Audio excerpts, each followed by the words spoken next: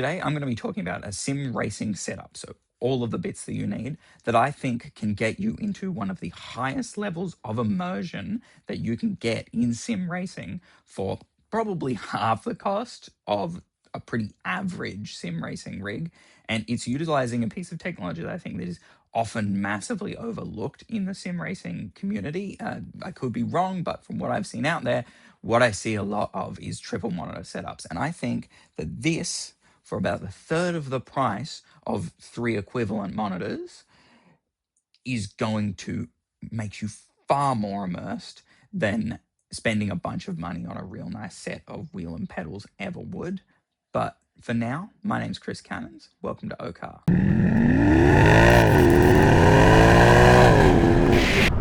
Now, it's probably time that I talked you through what the actual setup is.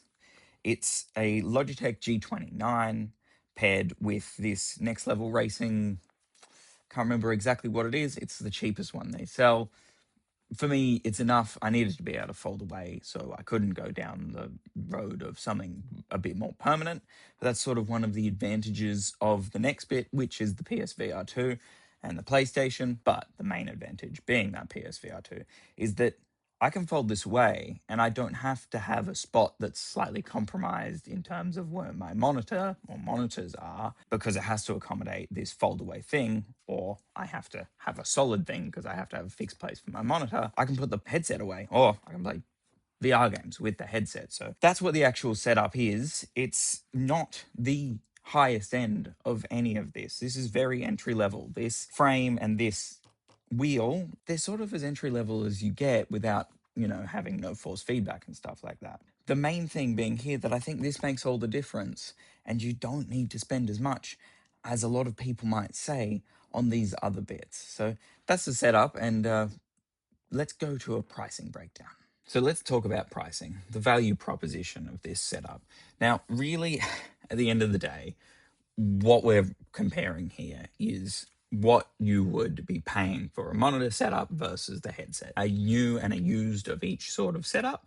And, this is all personal choices that I think you would make to sort of get to a good solution in both types of setups. If you think I'm wrong, please feel free to comment and tell me how I'm wrong, and think how, I would like to see different ways of approaching this sort of problem and getting to something for a reasonable price with a similar level of immersion, because that's what I really want to focus on, is this extreme level of immersion that I think you can sort of miss out on if you don't go down this path. So the PSVR 2 itself is $650 new, but they come up secondhand for around the $450 mark pretty regularly. People buy them for their kids for Christmas or for their husband for Christmas, sort of thing, and they get put up on Facebook Marketplace or on eBay after, a month or a few months, because they just don't get used.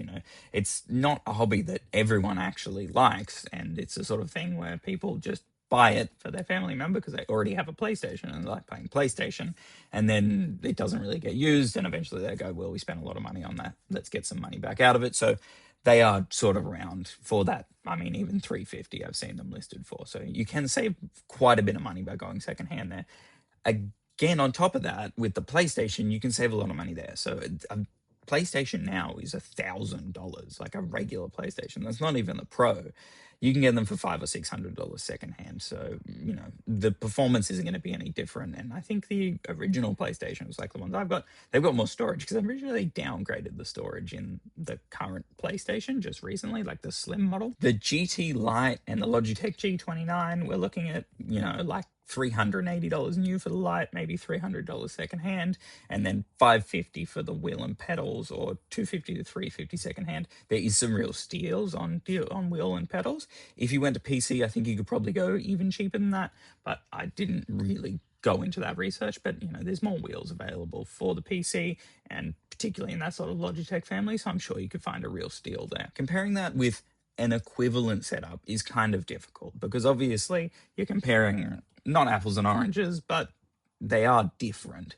So my logic is, if you wanted to get a similar pixel density for the viewing angles, and not actual physical pixel density on the screen itself, because that would be sort of unrealistic, because obviously having these things right in front of your eyes is very different to having a thing a little bit further away. I figured 1440p is about the resolution that you'd want. 327-inch monitors is what I was looking at. 1440p OLED, so that you're getting those blacks like the OLED in the PSVR 2. I found that the cheapest I could find is about $1,500 new, maybe $1,300 to $1,400 secondhand.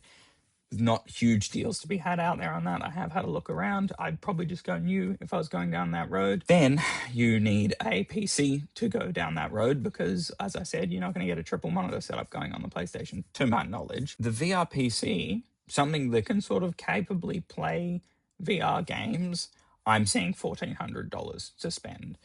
$900 to $1,100 secondhand. I could be wrong about this. I've done a little bit more research since I did these numbers, and I think maybe for sim racing you probably could get away with something a little bit lighter. And of course, if you aren't doing VR, then you don't need as powerful a PC. However, I do think that $1,000 on a gaming PC really isn't that much money in 2026. So we could take that $1,000 number at sort of face value. So when you're looking at things, the totals of these are, it's quite a lot less money for what I would say is a very equivalent experience. In fact, I would say it's far more immersive. So even if you were to go down the road of a VR headset, or even a PSVR 2 with a PC, you're going to spend a lot more money. But really where I think the gain is in the VR, because I don't think you need as nice of a setup if you have a VR headset. Because you are being far more immersed by your eyes, and they are really a very, very important part of immersion. I'm not talking about getting the greatest lap times here. I'm not talking about being the best sim driver in the world. I'm talking about feeling like you're sitting in a car. Whether you want to admit it or not, we primarily experience the world visually because that's our main input. Yes, auditory and the sort of physical stimuli are very much part of our worldly experience, but we watch movies, right? And you would say that a good chunk of a movie, more than, is the visuals. Now, that being said, really, really bad audio can completely ruin it. But if the audio is pretty much good enough, it sort of fades away into the background. Now, audio, when you're listening to it by itself, yes, that's a whole different story in terms of music and fidelity and stuff like that. I'm not going down that road. But what I'm saying is when you pair those things, there's certain stuff that gets to a point and then it's secondary. Whereas the visuals, I think it's a different thing. And on top of that, you're seeing it in 3 dimensions. You're not seeing it on 3 separate flat screens. You're seeing it as 2 separate images in front of your eyes. We have depth perception. We're binocular animals, basically. So we have an ability to perceive depths that is naturally built into how our eyes work. And that sense of depth perception and that sense of sort of total encompassment, rather than having borders to what you're looking at, which you're trying to alleviate that sensation by having 3 monitors, right? But it truly isn't as immersive in that way as a VR headset. That, to me, truly wipes away a lot of the need for a really rigid sim cockpit and a really granular force feedback steering wheel, because I feel that when you're that immersed visually and you've got decent audio coming through, that those little bits, although they probably would make you eke out a little bit more lap time, they don't make you feel a lot more like you're in a car. I have driven sim setups that are far better than the one that I have, but they were on flat screens, and I'm constantly aware of the fact that I'm looking at a screen. Whereas when I hop in this thing, and I don't do it a lot, but when I do, there's moments where I'm just driving a car. And that's probably an exaggeration. I am obviously aware I'm not in a real car, but it is so much further to there than any other sim that I've sat in. And I haven't sat in crazy, however many $100,000 racing sims. But what I'm saying is that for the amount of immersion you get, I don't think you could spend $500 on other gear and get the level of immersion that you can get from that headset, or any headset. I go down the PSVR 2 route because it has an easy to jump in ecosystem and you can just plug and play. If you want to be a bit more tinkering, you could probably get a better system going on for a similar amount of money or maybe a bit more money, but this for me, it was a really easy entry point, and you can get an adapter and go to the world of PC VR if you want, because there is a PC adapter for the PSVR 2. Okay, so with all that said, what direction do you think you're going to go? Are you going to go down the road of the PSVR 2, like I'm talking about, or are you going to go down the road of something else? Are you going to go down the road of a Quest or a PC or Quest and PC or Pimax, all the various options that there are out there? Or are you actually not convinced and you're just going to sit with a 3-monitor setup and stay with that, the traditional sort of sim racing setup? Let me know down in the comments what exactly you've decided to go ahead with, and let me know if there was any value in this. And I hope I've given you something to think about with what I've talked about today. Anyway, with all that said, thank you so much for watching. My name's Chris Cannons, and this has been Okar.